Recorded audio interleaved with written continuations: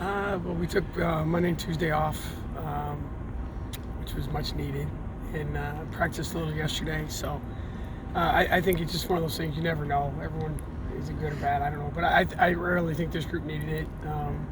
We start our third 3 games in a week. Four games in a 10-day series. So it's probably a good time, not just physically but mentally. So then you come back to practice, you got 5 to go, and sprint to the finish line now. So hopefully it was a good thing. I know you recruit a little bit during that time, but how do you process the time and how do you kind of divvy up your schedule? Recruit is basically what we do. We go on the road, and then we do a little self-scouting and kind of analyze where we are. But the biggest part of it is just try and get out when you can. It's tough to get out and recruit during the season, especially as we get into tournament time. So that's the focus for our staff, and then kind of looking ahead, trying to look at not just the next game, but people are scouting, looking down the road because the games come so fast. We got to have things ready to go as soon as Sunday's over. We got to turn around and get Wednesday ready. So it's kind of you don't get to work ahead very often in this profession in this time of the year. So we're trying to get ahead of it a little bit and not always be not always in crisis mode. When you did look at the self-scout, what do you like about where you're at right now?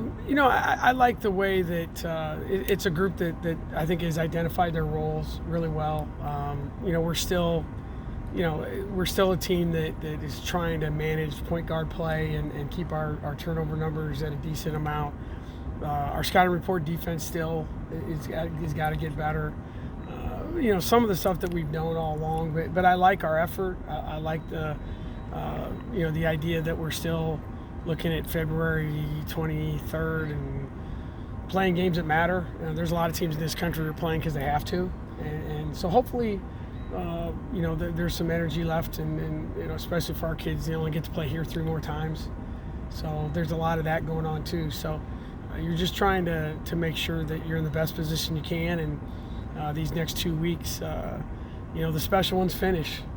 I've always said it doesn't take any talent or commitment to start something. The really, really good ones finish what they start, and now it's our chance to try and finish the right way.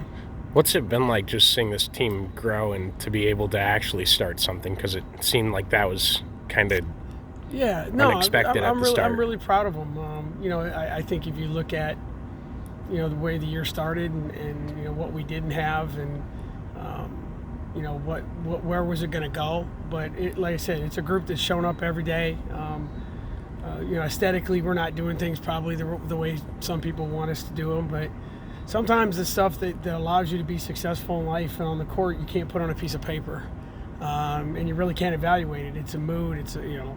Everyone talks about culture and family and all these kind of words, but this team has embraced it. And our seniors, it's a different senior class. It's not a senior class. It's probably going to go down in history as, they're not going to be all over the record books, but I think they've done a great job of really identifying what kind of seniors they want to be and what kind of team they want to leave. And I think they've done a really good job, especially since we've kind of turned the page into the Big 12. And, to be where we are is a compliment to them.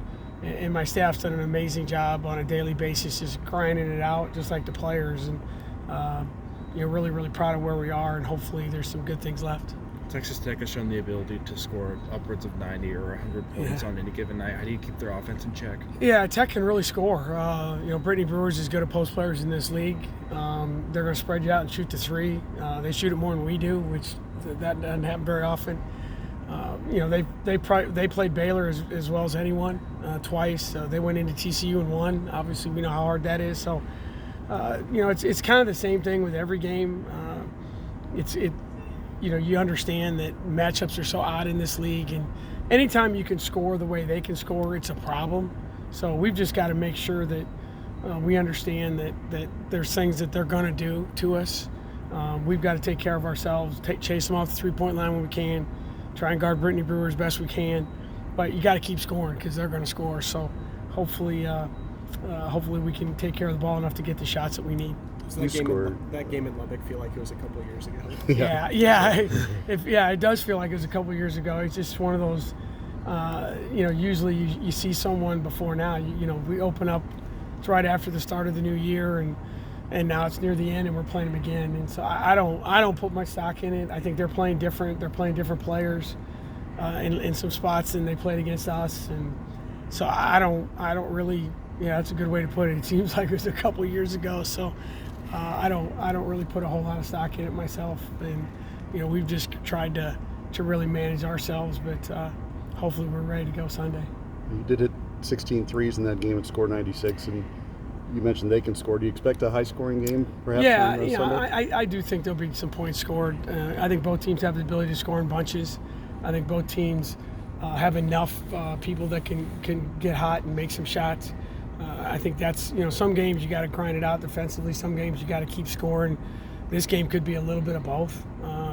And we're both in a position, like I think every team in our league, I think with, obviously Baylor's in their spot and TCU's in their spot, but everyone else is still, there's postseason play for a lot of people. They're seeding in the conference tournament. I told our kids yesterday, in 2 weeks, we could be 9th and we could be 3rd. And that's a big gap, and I think every coach is probably telling their teams the same thing. And now it's just a scramble. And can you get in the top 6 and get a bye? Can you build towards postseason play? Because every team in our league, if they're not an NCAA tournament team, they certainly have a chance to be in the postseason and be in the NIT. So there's a lot of people playing for a lot of things, and we're certainly one of them. And we got to do our part.